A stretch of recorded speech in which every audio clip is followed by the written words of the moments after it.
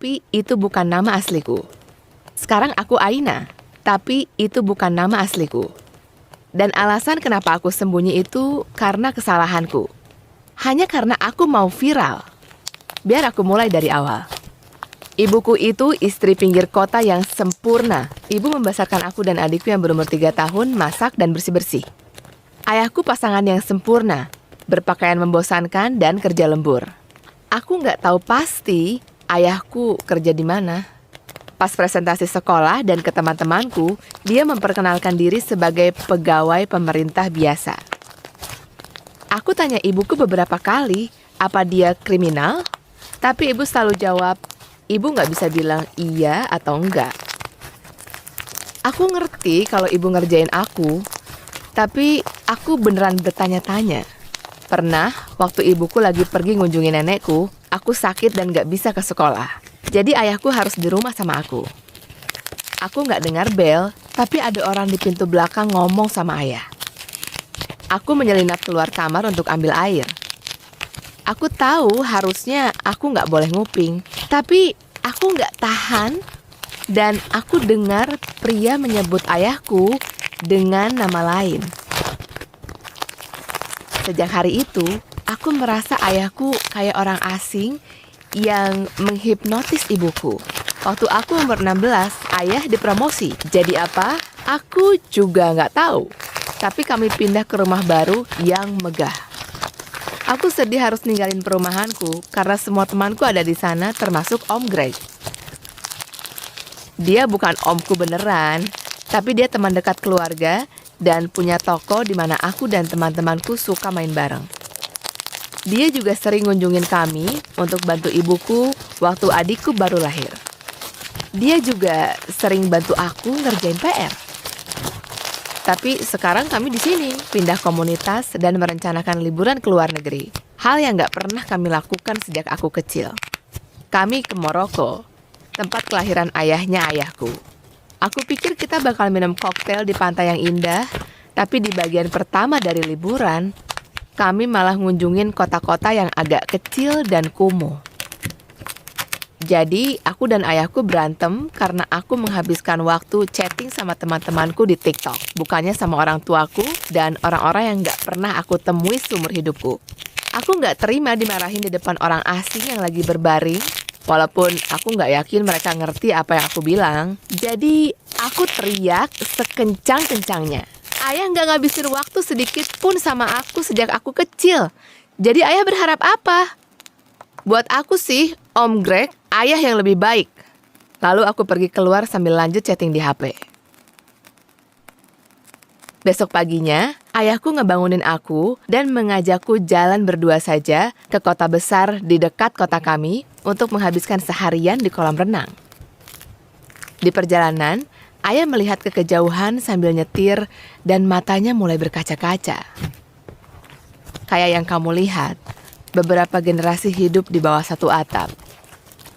Ayah tinggal sama orang tua dan kakak ayah di kamar kecil sampai lulus. Ayah nggak pernah punya privasi atau komoditas.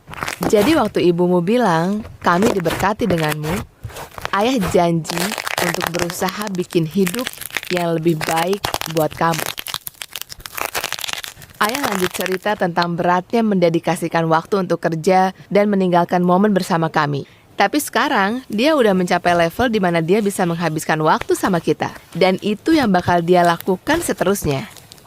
Susah untuk nggak nangis, tapi aku tahan diri.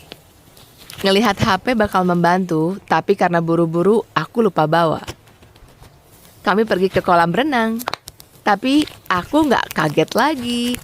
Ayah dapat telepon di HP rahasia barunya.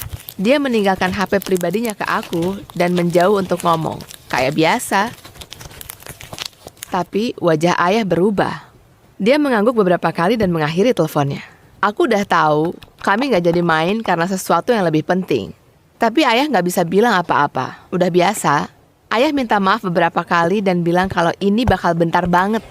Aku mau ngamuk kalau ini kelamaan. Tapi nantinya aku berubah pikiran. Tempat yang kami datangi itu dihiasi dengan indah dan kami disambut oleh pelayan. Ayahku ada di daftar tamu. Waktu kami masuk, Aku sadar kalau ini kawinan. Dan bukan kawinan biasa, tapi artis pada berkeliaran di sana. Ayah bilang dia harus ketemu orang, jadi aku harus cari kesibukan sendiri. Itulah kenapa dia ninggalin HP-nya padaku dan aku bisa main game. Waktu ayah ngomong, aku sibuk lihat-lihat dan mengangguk. Waktu ayah pergi, aku langsung download TikTok di HP-nya dan aku siap merekam materi mantap untuk profilku. Lalu aku lihat pengantin prianya, kulitnya hitam dan dia orang paling seksi yang pernah ada. Aku tercengang, tapi aku kumpulin nyawaku dan mulai rekam acara dansanya. Aku didatangin pelayan yang minta aku hapus videonya dan melarang aku merekam acara karena foto resmi bakal dikirim ke seluruh tamu.